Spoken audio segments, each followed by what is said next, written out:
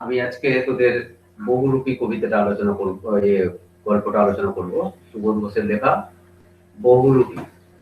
প্রথমে বহুরূপী গল্পটা শুরু করার আগে আমরা ছোট গল্প কি জিনিস সেটা সম্পর্কে একটু ধারণা রাখতে হবে, আমরা জেনে নেব। ছোট গল্প এমনই একটা শিল্প, যে শিল্প খুব যে শিল্পে ছোট গল্প খুব দ্রুত শুরু হয়ে যায় এবং খুব দ্রুত শেষ হয়ে যায়। ওটা গল্পটা যে কখন শুরু হলো আর কখন শেষ হয়ে গেল কিছু বোঝা যায় না, এবং শেষে গল্পের শেষে আমরা গিয়ে একটা প্রশ্নের সম্মুখীন হয়ে যায়। ছোট গল্প শেষ হয়েও যেন শেষ হলো না, কোনো একটা কিছু থেকেই গেল, সেটার বিচার করা পাঠকের কাজ, অর্থাৎ আমাদের কাজ, আমরা সেটা বিচার করব। এরকমই একটা ছোট গল্প। রবীন্দ্রনাথ ঠাকুর তার ছোট গল্প সম্পর্কে যে সংজ্ঞা তিনি দিয়েছেন, যদিও আমরা জানি যে রবীন্দ্রনাথ ঠাকুরই হলেন ছোট গল্পের প্রথম সার্থক স্রষ্টা, অর্থাৎ তার হাত দিয়েই ছোট গল্প প্রথম সার্থক রূপ লাভ করে থাকে। তো সেখানে তিনি বলেছেন, ছোট প্রাণ ছোট ব্যথা, ছোট ছোট দুঃখ কথা, নিতান্ত সহজ সরল, সহস্র বিস্তৃতি রাশি প্রত্যহ যেতেছে ভাসি, তারই দু চারটি অশ্রু জল, নাহি বর্ণনার ছটা, ঘটনার ঘন ঘটা, নাহি তত্ত্ব নাহি উপদেশ, অন্তরে অতৃপ্তি রবে, সাঙ্গ করি মনে হবে, শেষ হয়েও হইল না শেষ। তাহলে এরকমই ছোট ছোট দুঃখ কথা, সহজ সরল একটা গল্প, কিছু ভুলে যাওয়া, কিছু মনে রাখা, এবং একটু চোখের জল, এই নিয়েই ছোট গল্প। এবং এতে কোনো তত্ত্ব নেই, এতে কোনো উপদেশ নেই, অন্তরে একটা অতৃপ্তি থেকে যাবে। অর্থাৎ ছোট গল্প যখন শেষ হবে তখন আহ সেই গল্পের শেষে একটা অতৃপ্তি থেকে যাবে, একটা প্রশ্ন থেকে যাবে, একটা কিছু জানার ইচ্ছে থেকে যাবে। এইভাবেই ছোট গল্প শান্ত হয়ে থাকে। তাহলে ছোট গল্প হঠাৎ করে শুরু হয়ে যায় এবং হঠাৎ করেই শেষ হয়ে যায়, কিন্তু তার রেসটা বেশ কিছুক্ষণ ধরে চলতে থাকে। আবার কি ইঙ্গিত ধর্মিতা একটা ছোট গল্পের লক্ষণ। ছোট গল্পে সমস্ত কথা লেখক বলেন না, কিছু কথা পাঠককে বুঝে নিতে হয়, লেখক শুধু ইশারা বা ইঙ্গিতটা দেন। তো এইভাবে ছোট গল্পের নানা বৈশিষ্ট্য আছে। আমরা সব বৈশিষ্ট্য সম্পর্কে এখন আলোচনা করব না, কিন্তু ছোট গল্প এমন একটা শিল্প যেটা পড়তে বা পাঠকের কাছে খুব আকর্ষণীয়। আর বর্তমান যুগে মানুষের কাছে বিশাল বিশাল গ্রন্থ পড়ার হয়তো সময় নেই, কিন্তু ছোট গল্প খুব সহজেই আমাদের পড়া হয়ে গেল। সমাজের চিত্র যেহেতু সাহিত্যের মধ্যে ফুটে ওঠে, তাহলে সেই সম্পর্কে একটা ধারণাও পাওয়া গেল এবং গল্পটাও পড়া হলো, খুব সময়টাও কম লাগলো। এই জন্য ছোট গল্পের চাহিদা বর্তমানে খুব বেশি। তো আমরা সুবোধ ঘোষের লেখা, সুবোধ ঘোষ একজন বড় শিল্পী, যে 1909 সালে তিনি জন্মগ্রহণ করেন, এবং দ্বিতীয় বিশ্বযুদ্ধ যখন হয় তখন থেকে তার লেখার মধ্যে একটা নতুন প্রভাব পড়তে শুরু করে, এবং অযান্ত্রিক গল্পের মধ্যে দিয়ে তিনি পরিচিতি লাভ করেন। এবং অনেকেই এই ধারণাও করেছিলেন যে ইনি প্রেমেন্দ্র মিত্রের পরে একজন শ্রেষ্ঠ গল্পকার। তাই এই যে গল্পটা, বহুরূপী গল্পটা, এটা ছোটদের জন্যই লেখা গল্প। এবং এখানে গল্পের মধ্যে একটা বেশ মজাদার ব্যাপার আছে। বহুরূপী কথাটার মধ্যে দিয়েই আমরা বুঝতে পারছি, আমরা ধুলিয়ানে অনেক সময় দেখতে পাই বহুরূপীদের, বাজারে তারা বিভিন্ন রকমের সাজ পোশাক পরে, বিভিন্ন রূপ ধারণ করে তারা বিক্রি করে। এটা একটা পেশা, এখানে একটা শিল্পের ব্যাপার আছে।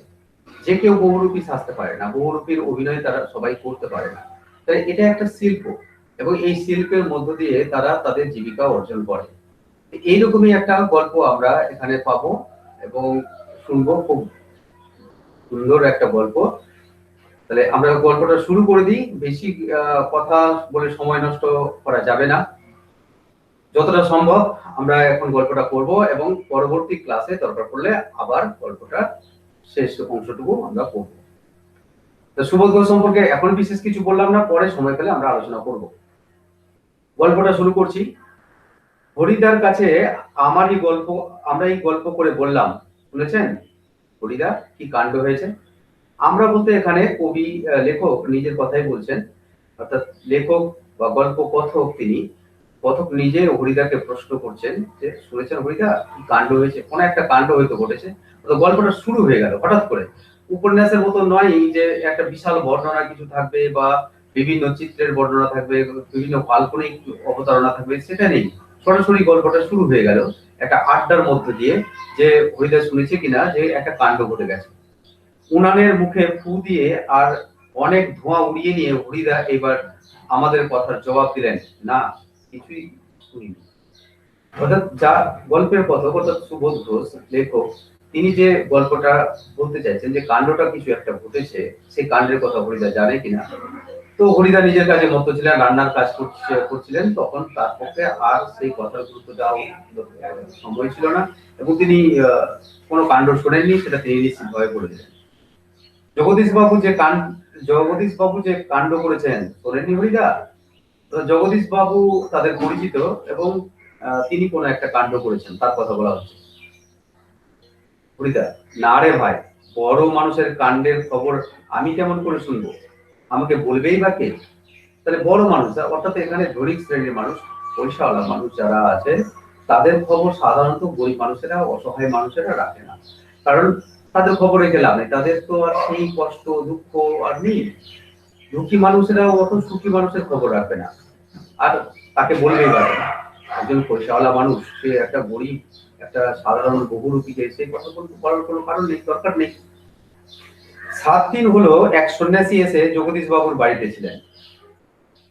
7 দিন ধরে একজন সন্ন্যাসী জগদীশ বাবুর বাড়িতে এসেছিলেন, এবং তিনি ছিলেন খুব উঁচু দরের সন্ন্যাসী। মানে সন্ন্যাসীটা বেশ উঁচু দরের মধ্যে বেশ সাধক টাধক, খুব বড় রকমের সন্ন্যাসী। হিমালয়ের গুহাতে থাকেন। হিমালয়ে প্রচন্ড ঠান্ডা, এবং সেখানে কোনো গুহা, সেই গুহাতে তিনি তার সাধনা করেন। সারা বছরে শুধু একটি হরিদ্বীপই খান। তাহলে কত বড় সাধক তিনি, যে সারা বছরে তিনি শুধুমাত্র একটা হরিদ্বীপই খান, একটা হরিদ্বীপই খেয়ে সারা বছর থাকেন, এছাড়া আর কিছুই খান না। হরিদ্বীপই ছাড়া আর কিছু খান না, সেটা খেয়েই তিনি সারাটা বছর কাটিয়ে দেন। সন্ন্যাসীর বয়সও 1000 বছরের বেশি বলে অনেকেই মনে করেন। সন্ন্যাসীর বয়সটাও 1000 বছরের বেশি। অবাস্তব ব্যাপার, তবুও এটা গল্প, তো গল্পের মতো করেই বুঝতে হবে। 1000 বছরের বেশি এই সন্ন্যাসীর বয়স। হরিদা, সন্ন্যাসী কি এখনো আছেন? 7 দিন ধরে ছিল, এখনো কি আছেন সন্ন্যাসী? না, চলে গিয়েছেন।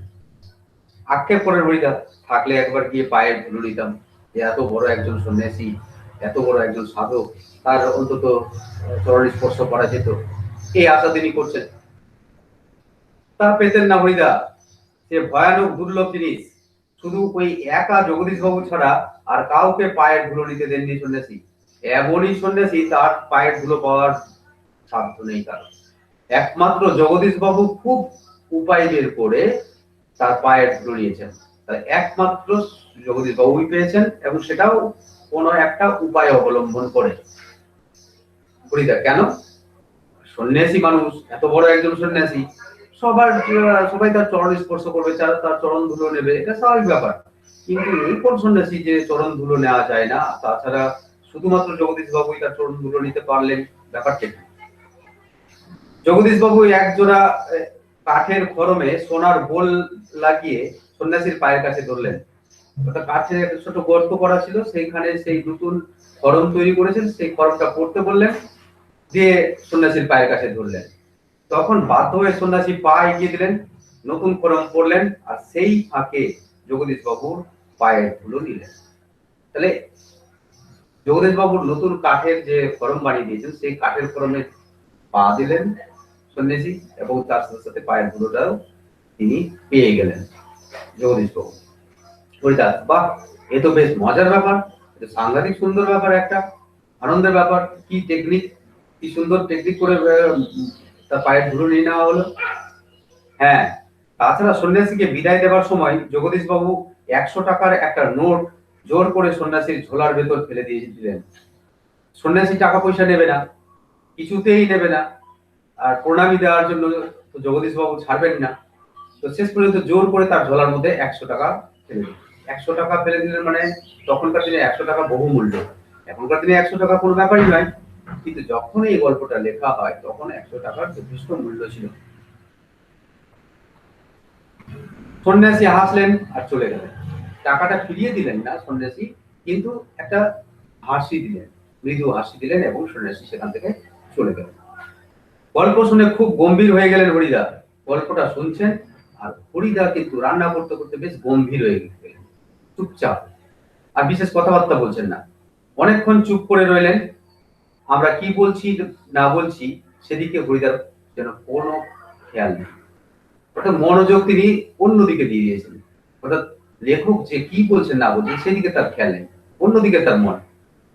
হরিদা উনানের আগুন তখন বেশ গনগনে হয়ে জ্বলছে, ফু দিয়ে দিয়ে আগুন জ্বালিয়ে দেওয়া হয়েছে, বেশ গনগনে আগুন তখন জ্বলছে। আমাদের চায়ের জন্য এক হাঁড়ি ফুটন্ত জল নামিয়ে দিয়ে হরিদা তার ভাতের হাঁড়িটাকে উনানে চড়ালেন।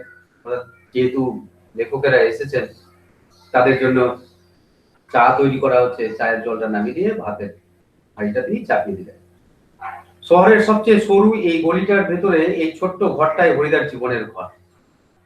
শহরের সবচেয়ে সরু গলি এবং তার মধ্যে ছোট্ট একটা হরিদার ঘর, এবং সেই ঘরেই হরিদার জীবন, সেইটুকু ঘিরেই তার জীবন। আর আমাদের চারজনের সকাল সন্ধ্যায় আড্ডার ঘর। সকাল সন্ধ্যা লেখকেরা চারজন আসেন, অর্থাৎ হরিদাকে নিয়ে চারজন, এবং সেখানে আড্ডা, বেশ জমজমাট আড্ডা হয়। ব্যাস এইটুকুই। চা, চিনি আর দুধ আমরাই নিয়ে আসি, অর্থাৎ যারা আড্ডা মারতে যান সেখানে তারাই চা, চিনি, দুধ নিয়ে যায়।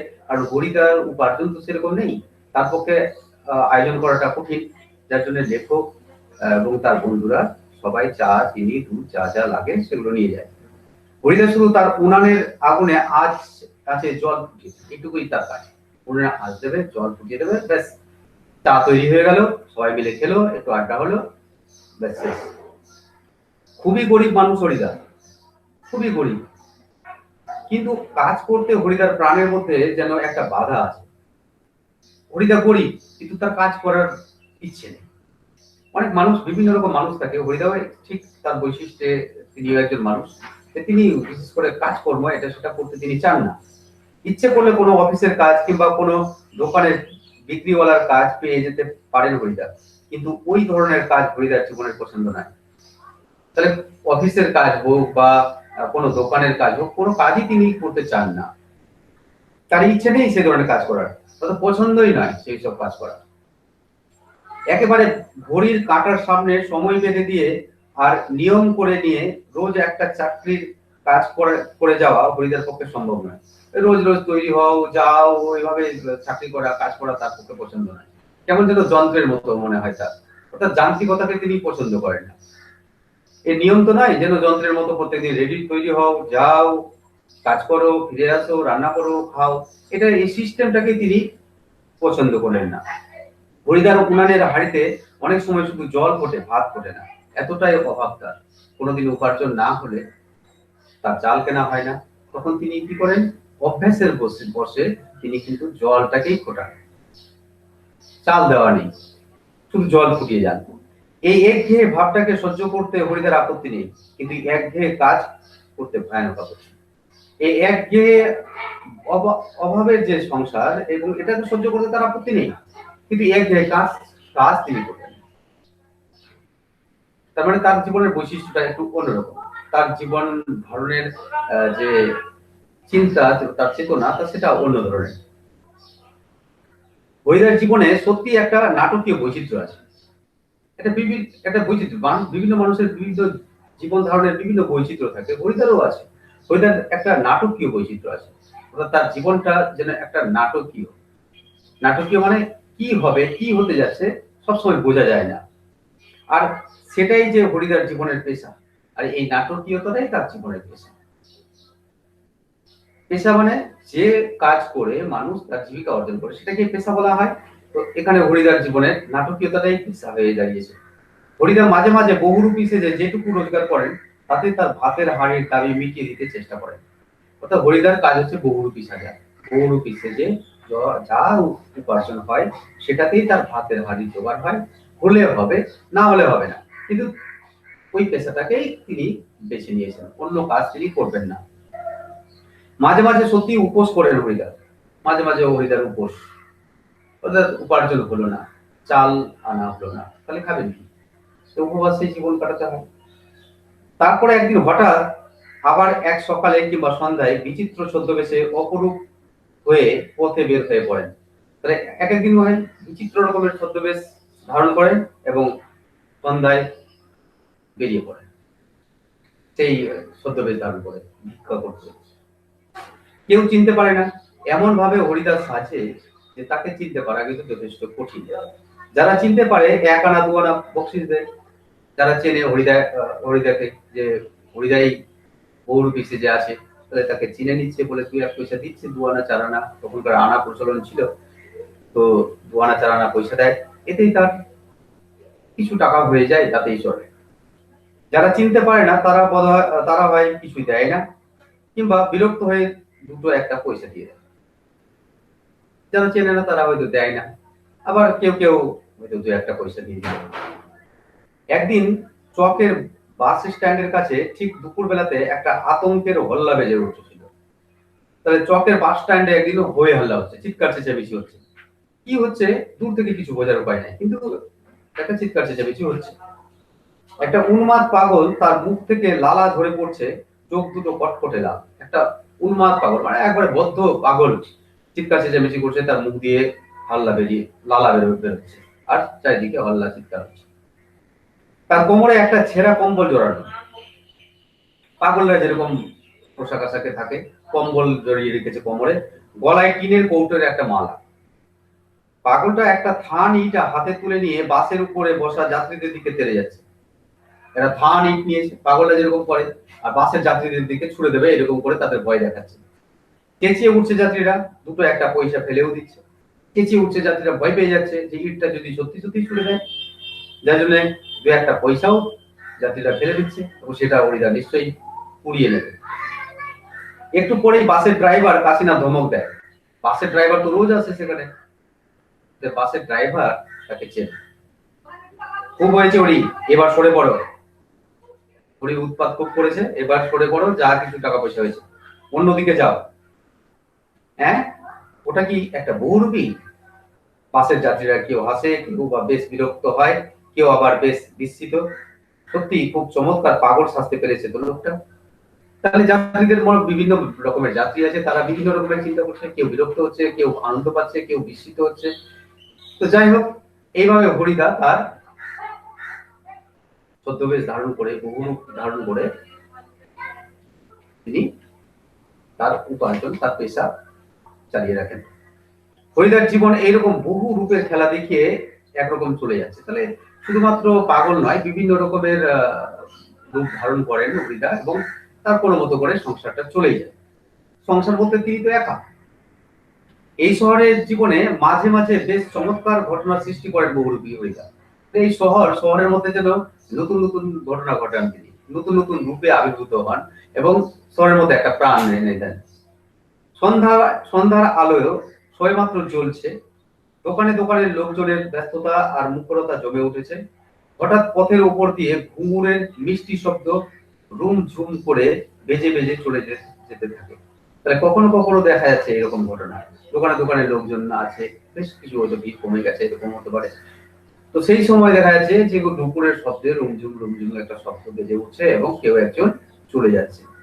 এক রূপসী বাইজি প্রায় নাচতে নাচতে চলে যাচ্ছে, এরকম মনে হচ্ছে যে একজন রূপসী বাইজি নাচতে নাচতে যাচ্ছে। শহরে যারা নতুন এসেছে তারা 2 চোখ বড় করে তাকিয়ে থাকে। যারা নতুন লোক তারা জানে না কি ব্যাপার, কেন হচ্ছে বা কে আছে, কিন্তু দোকানদারা হেসে ফেলে, হরির কাণ্ড। দোকানদারা তো প্রায় প্রতিনিয়ত দেখে, যার জন্য ওরা বুঝতে তাদের অসুবিধা হয় না যে এই হরির কাণ্ড, এই হরি বাইজি এসেছে, ঘুরে বেড়াচ্ছে। হ্যাঁ, এটা একটা বহুরূপী নাকি? কারো কারো মুগ্ধ চোখের মোহভঙ্গ হয়, আর যেন বেশ একটু হতাশ করে প্রশ্ন করে ওঠে। তাহলে অনেকে ভাবছে যে এটা আবার বহুরূপী নাকি, এত সুন্দর সেজেছে। কেউ কেউ বাইজি সত্যি মনে করেছিল, তাদের মোহভঙ্গ হয়ে যাচ্ছে, যে যা আমরা যা ভেবেছিলাম তা নয়, এটা সাধারণ একজন বহুরূপী, এটা সাংঘাতিক ব্যাপার। কেউ হতাশ হচ্ছে, ইস, বাইজিকে দেখলাম ভেবেছিলাম, কিন্তু এ তো বাইজি না বেরিয়ে বহুরূপী বেরোলো, মোহভঙ্গ হয়ে যাচ্ছে। বাইজির ছদ্মবেশে সেদিন হরিদা রোজগার বন্ধ হয়নি। তাহলে বাইজির ছদ্মবেশে হরিদা সেদিন বেশ ইনকাম করেছিল। মোট 8 টাকা 10 আনা পেয়েছিলেন। 8 টাকা 10 আনা মানে তখনকার দিনে বেশ টাকা। এই এত টাকা ইনকাম করেছিলেন তিনি বাইজির ছদ্মবেশে। আমরাও দেখেছিলাম, এক একটা দোকানের সামনে গিয়ে দাঁড়াচ্ছে সেই রূপসী বাইজি, মুচকি হেসে আর চোখ টিপে একটা ফুল সাজিয়ে এগিয়ে দিচ্ছে। একটা ফুল দিচ্ছে দোকানে, মুচকে হাসছে, ব্যাস দোকানদাররা বেশ কিছু টাকা দিয়ে দিচ্ছে। দোকানদার ওই হেসে ফেলে আর একটা সিকি তুলে নিয়ে বাইজির হাতে ফুলসাজির উপর ফেলে দিচ্ছে। ফুল নিয়ে যাওয়ার যে পাত্রটা, তাকে ফুলসাজি বলা হচ্ছে, তো একটা ফুল দিচ্ছে আর ওর পাত্রে ওই ফুলসাজিতে কেউ সিকি, সিকি মানে হচ্ছে 25 পয়সা। এখনকার দিনে যদিও 25 পয়সার চল আর নেই, তো 25 পয়সা, 25 পয়সাকে সিকি বলা হয়। তাহলে দিচ্ছে আর সেই টাকাটা নিয়ে আবার হরিদা অন্য দোকানে চলে যাচ্ছে। হরিদা মানে হরিদা বাইরে সেজে আছে। কোনোদিন বাউল, কোনোদিন কাপালিক। বাউল যারা বাউল সেজে বা বাউল গান করে বেড়ায় এবং তারা কিছু বিক্রি করে। তো কাপালিক, কাপালিক বলতে এক ধরনের সাধক, তন্ত্র সাধক, শক্তির সাধক যারা, তাদেরকে কাপালিক বলা হয়ে থাকে, তন্ত্র সাধক বলা হয় কাপালিক। কখনো বোচকা কাদের বুড়ো কাবুলিওয়ালা, কাবুলিওয়ালা ওটা কাবুল থেকে আগের দিনে কিছু বয়স্ক মানুষ পেস্তা বাদাম এগুলো নিয়ে বসে বিক্রি করতো এবং তারা বাকিতেও কারবার করতো এবং সুদেরও কারবার করতো। তো এই কাবুলিওয়ালা গুলো কাবুল থেকে এসে এখানে সেই রকমই ব্যবসা করতো এবং দীর্ঘদিন পর আবার বাড়িতে ফিরতেন। রবীন্দ্রনাথের কাবুলিওয়ালা বলে একটা গল্পও আছে, খুব সুন্দর গল্প, সময় পেলে পড়বি। কখনো হ্যাট কোট প্যান্টালুন পরা ফিরিঙ্গি কেরামিন সাহেব, কখনো একদম কোট প্যান্ট টাই লাগিয়ে একবারে কেরামিন সাহেব সেজে রাস্তায় ঘুরে বেড়াচ্ছেন, ইংরেজ সেজে। একবার পুলিশ সেজে দয়ালবাবুর লিচুর বাগানের ভেতরে দাঁড়িয়েছিলেন হরিদা। একবার পুলিশ সেজে, পুলিশ সেজে একবার দয়ালবাবুর লিচুর বাগানে গিয়ে দাঁড়িয়েছেন। স্কুলের 4টে ছেলেকে ধরেছিলেন। স্কুলের ছেলেরা ঠিক লিচু চোর। লিচু চোর বলে একটা কবিতাও আছে, বিখ্যাত কবি কবি কাজী নজরুল ইসলামের। তো লিচু চুরি করতে গেছে ছেলেপেলে, ব্যাস পুলিশের সামনে পড়েছে, দারোগার সামনে পড়েছে এবং তাকে তাদের 4জনকে পাকড়াও করেছে। ভয়ে কেঁদে ফেলেছিল ছেলেগুলো। আর স্কুলের মাস্টার এসে সেই নকল পুলিশের কাছে ক্ষমা চেয়েছিলেন, এবারের মতো মাফ করে দিন ওদের। তাই পুলিশের কাছে এবার স্কুলের মাস্টারমশাই এসে কোনো মতো ক্ষমা টমা চেয়েছেন এবং তাদের মাফ পর্যন্ত করতে বলেছেন। কিন্তু 8 আনা ঘুষ নিয়ে তারপর মাস্টারের অনুরোধ রক্ষা করেছিলেন সেই নকল পুলিশ হরিদা। এমনই পুলিশ এসেছিলেন যে হরিদাকে কেউ চিনতেই পারেনি, এমনকি মাস্টারমশাইও কিন্তু চিনতে পারেননি। বাচ্চাগুলো তো চিনতে পারেনি, এটা স্বাভাবিক ব্যাপার। তো কি করেছিলেন তিনি, যে মাস্টারমশাইয়ের কাছ থেকে 50 পয়সা তিনি ঘুষ নিয়েছিলেন। তারপর বাচ্চা 4টাকে ছেড়েছিলেন। পরদিন অবশ্য স্কুলের মাস্টারমশাই জানতে বাকি থাকেনি কাকে তিনি 8 আনা ঘুষ দিয়েছিলেন। পরের দিন ঠিক জানতে পেরেছেন স্কুলের মাস্টারমশাই যে হরি দারোগা সেজে 4টে ছেলেকে ধরেছিল এবং ভুল করে তাকেই 8 আনা পয়সা ঘুষ দিয়েছিলেন। কিন্তু মাস্টারমশাই একটু রাগ করেনি, কারণ হরিদা এত সুন্দর স্বাস্থ্য এবং তার শিল্পটা এতই অসাধারণ ছিল যে কেউ রাগ করতেন না যারা চিনতেন হরিদা। বরং একটু তারিফই করলেন, বাহ সত্যি খুব চমৎকার পুলিশ চেয়েছিল হরি। আজ এখন কিন্তু আমরা ঠিক বুঝতে পারছি না হরিদা এত গম্ভীর হয়ে কি ভাবছেন। তাহলে ওই যে চা খাওয়া খেতে গেছেন 4জন বন্ধু, ওখানে আড্ডা চলছে, এই বিভিন্ন কথা বলছিলেন যে একজন সন্ন্যাসী এসেছিলেন, সেই সন্ন্যাসীর কথা আলোচনা হচ্ছিল। তো হরিদা সেই যে গম্ভীর হয়ে আছেন সেই রকমই আছে। সন্ন্যাসীর গল্পটা শুনে কি হরিদার মাথার মধ্যে নতুন কোনো মতলব ছটফট করে উঠেছে? সন্ন্যাসীর কথা শুনে নিশ্চয়ই হরিদার মনের মধ্যে কোনো একটা মতলব নিশ্চয়ই এঁটেছেন বা আঁটছেন বা ভাবছেন কিছু। ঠিকই, আমাদের সন্দেহ মিথ্যে নয়। হরিদা বললেন, আজ তোমাদের একটা জবর খেলা দেখাবো। জবর মানে খুব সাংঘাতিক, খুব সুন্দর একটা খেলা দেখাবেন বন্ধুদেরকে বলছেন। আমাদের দেখিয়ে আপনার লাভ কি হরিদা? আপনি খেলা দেখাবেন, আপনার খেলা আমাদের দেখে কি লাভ? আমরা তো প্রায়ই দেখছি, প্রতিনিয়ত দেখছি। আমাদের কাছ থেকে একটা সিগারেটের চেয়ে বেশি কিছু তো পাবেন না, কারণ এর তো টাকা পয়সা দেবে না কেউ। গুগলে একটা সিগারেট দেবে, তাতে কি খুশি হওয়া যায় হরিদা? না, ঠিক তোমাদের দেখাবো না, আমি বলছি তোমাদের সেখানে, তোমরা সেখানে থেকো, তাহলে দেখতে পাবে। তাহলে খেলাটা কি সেখানে থাকতে বলছে। সেখানে বলতে কোনখানে তোরা বুঝতে পারবি, যে সেখানে থাকতে বলেছেন সেখানে বলতে কার বাড়িতে সন্ন্যাসী এসেছিল তার নামটা মনে করার চেষ্টা কর। তো তার বাড়িতে নিশ্চয়ই যাবেন এবং সেখানে একটা জবর খেলা দেখানোর ব্যাপার আছে, সেখানে তিনি এই লেখকদের থাকতে বলছেন। কোথায়? ফরিদা আজ সন্ধ্যায় জগদীশ বাবুর বাড়িতে। তাহলে খেলা দেখাতে তিনি যাবেন জগদীশ বাবুর বাড়িতে, যে বাড়িতে সন্ন্যাসী এসেছিলেন। হঠাৎ জগদীশ বাবুর বাড়িতে খেলা দেখাবার জন্য আপনার এত উৎসাহ জেগে উঠলো কেন? খেলা দেখাবার তো কত জায়গা আছে। তাহলে জগদীশ বাবুর বাড়িতে খেলা দেখাবার জন্য এত উৎসাহ কিসের? কিসের জন্য? হরিদা হাসেন। মোটা মতন কিছু আদায় করে নেব। পয়সাওয়ালা মানুষ, ওর কাছ থেকে বেশ টাকা কিছু আদায় করে নেওয়া যাবে, বেশি অঙ্কের টাকা পাওয়া যাবে। বুঝতেই তো পারছো, পুরো দিনটা রূপ ধরে ঘুরে বেরিয়েও 2-3 টাকার বেশি হয় না। তাহলে সারাদিন ধরে ঘুরে বেরিয়েও হরিদা 2-3 টাকার বেশি উপার্জন করতে পারেন না। একবার বাইজিসে যে অবশ্যই কিছু বেশি পাওয়া গেছিল, একবার বাইজিসে যে যা কিছু বেশি উপার্জন তিনি করতে পেরেছিলেন, তারপর তো বেশি টাকা উপার্জন তিনি করতে পারেন না। অতএব একটা বড় অঙ্কের টাকা উপার্জন করা দরকার আছে। কিন্তু ওতেই বা কি হবে? ঠিক বলেছেন হরিদা, সপ্তাহে বড় জোর একটা দিন বহুরূপী সেজে পথে বের হন হরিদা, কিন্তু তাতে 7 দিনের পেট চালাবার মতো রোজগার হয় না। সপ্তাহে বড় জোরে একদিন তিনি বেরোন, যদি একদিন বেরিয়ে 7 দিন তার পেটের জোগাড় করা সম্ভব নয়, সেটা হয়ও না, কোনোদিনই হয় না। হরিদা বললেন, না, এবার আর কাঙালের মতো হাত পেতে বকশিস নেওয়া নয়, এবার মারিত হাতি লুটিত ভান্ডার। এবার সহজ কাজ করবো না, এবার বড় হাত মারতে হবে। মারবো তো হাতি মারবো, লুটবো তো ভান্ডার লুটবো। ওই ছোটখাটো কাজ করে ছেচো বেড়ে আর হাতে বন্ধ তিনি করতে চান না, এরকমই কথা। একবারে যা ছেলে নেব তাতে আমার সারা বছর চলে যাবে। স্যার আমার গন্ডার লেখা আছে হাতির জায়গায়।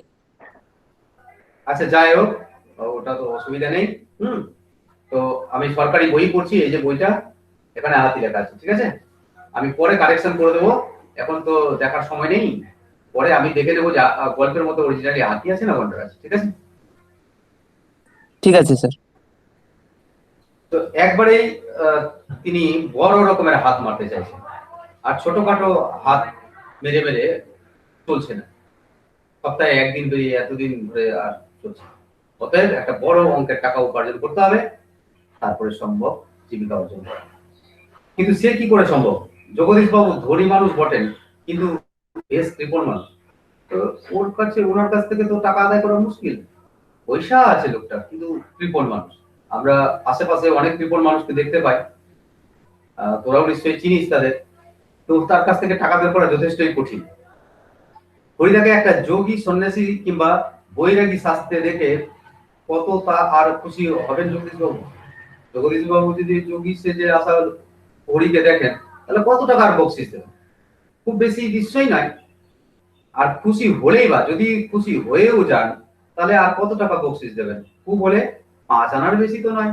মানে এতটাই কৃপণ মানুষ, খুব খুশি হলেও হরির অভিনয়ে বা হরির সাজা দেখে খুব খুশি হলেও তিনি 5 পয়সার বেশি দেবেন বলে আশা করা যায় না। হরিদা বলেন, তোমরা যদি দেখতে চাও তবে আজ ঠিক সন্ধ্যাতে জগদীশ বাবুর বাড়িতে থেকো, তোমাদের দেখাবো। জগদীশ বাবুর বাড়িতে থেকো, তাহলে তোমরা বুঝতে পারবে। আমরা বললাম থাকবো, আমাদের স্পোর্টের চাঁদা নেবার জন্য আজ ঠিক সন্ধ্যাতেই জগদীশ বাবুর কাছে যাব। তাহলে এদিকে চাঁদা তোলাও হবে, আর সেই সময় হরিদা যেহেতু যাবে, তাহলে কি করছেন হরিদা গিয়ে সেটাও দেখা হয়ে যাবে। 2 নম্বর করছি, বড় চমৎকার আজকে এই সন্ধ্যার চেহারা। তারপরে এবার হরিদার অভিনয় শুরু হবে কার বাড়িতে? জগদীশ বাবুর বাড়িতে। তো সেই সন্ধ্যার চেহারাটাও বেশ অদ্ভুত রকমের চমৎকার। আমাদের শহরের গায়ে কতদিন তো চাঁদের আলো পড়েছে, কিন্তু কোনোদিন তো আজকের মতো এমন একটা স্নিগ্ধ ও শান্ত উজ্জ্বলতা কখনো চারদিকে এমন সুন্দর হয়ে ফুটে ওঠেনি। অর্থাৎ চাঁদের আলো তো ওঠে ঠিকই, কিন্তু এত সুন্দর চাঁদ এবং তার আলোর উজ্জ্বলতা এতই সুন্দর যে এর আগে গল্পের যে কথক তিনি কখনো দেখেননি।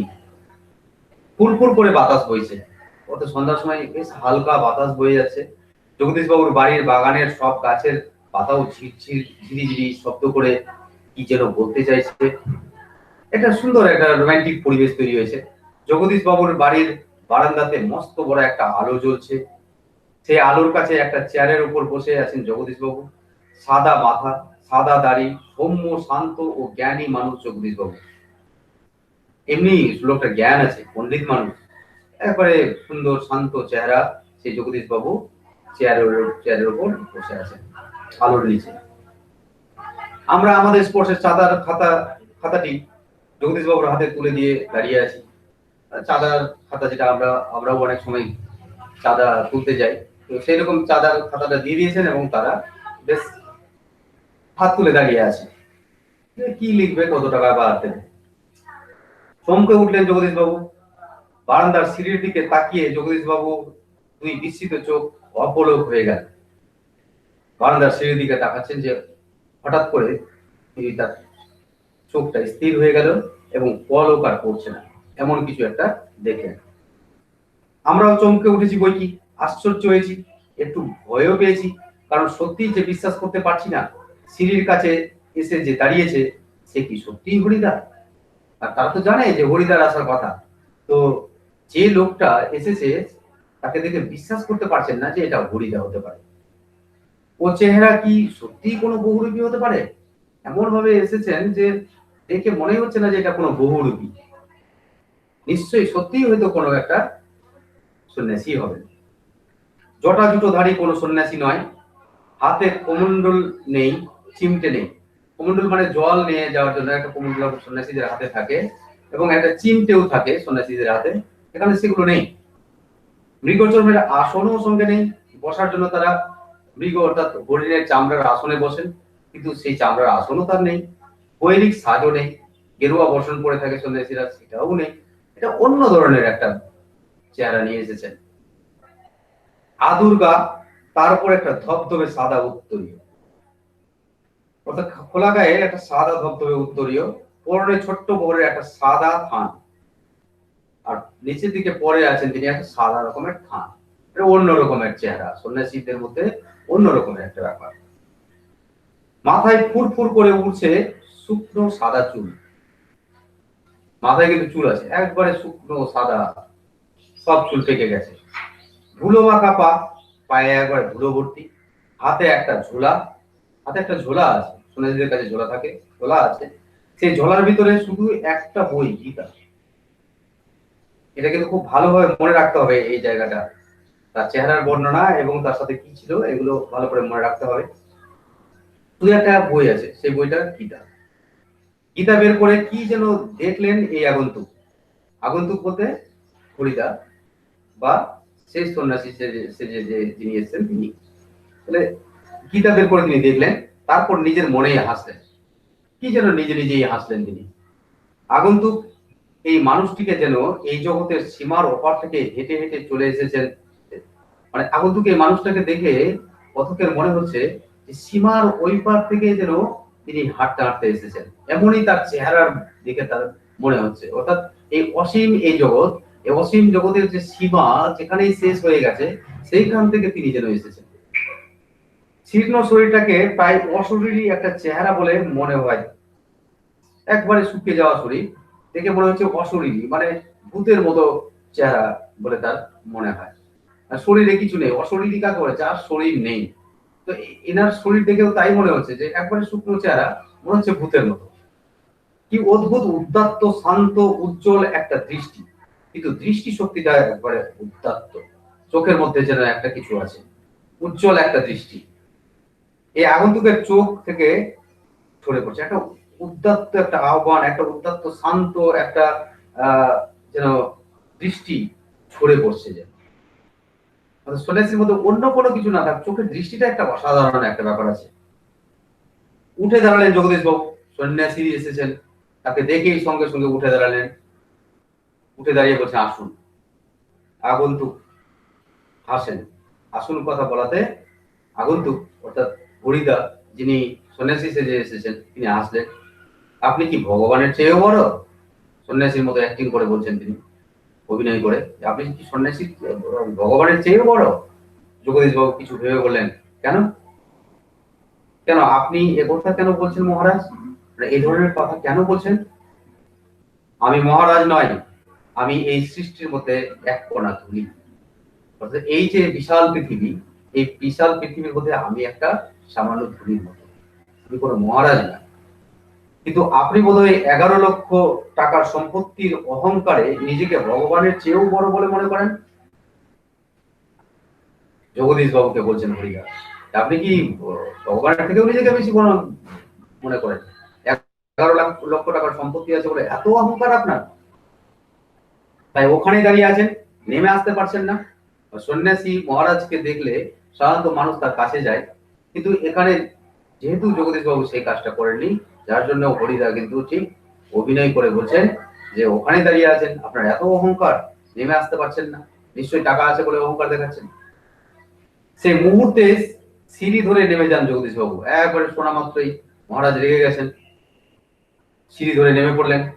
আমার অপরাধ হয়েছে, আপনি রাগ করবেন না। সন্ন্যাসী মহারাজ রাগ করে যদি তাকে কোনো অভিশাপ দিয়ে দিতে পারেন, যার জন্য তিনি বলছেন যে আমার অন্যায় হয়েছে, আমার ভুল হয়েছে, আপনি রাগ করবেন না। আগন্তুক হাসেন, আগন্তুক আবার হাসেন, আমি বিরাগী, রাগ নামে কোনো রিপু আমার নেই, অর্থাৎ আমি বৈরাগ্য ধারণ করেছি, আমার মধ্যে কোনো রাগ নেই। ছিল একদিন, সেটা পূর্বজন্মের কথা। অর্থাৎ যা কিছু ছিল, রাগ, অভিমান, সবকিছু জলাঞ্জলি দিয়েছি সেই পূর্বজন্মে। হরিদা বলছেন, সন্ন্যাসী সেজে আসা হরিদা, এই জন্মে তার আর কিছু নেই। আজকের ক্লাস আমি এখানেই শেষ করছি, আবার এরপরে ক্লাসে দেখা হবে।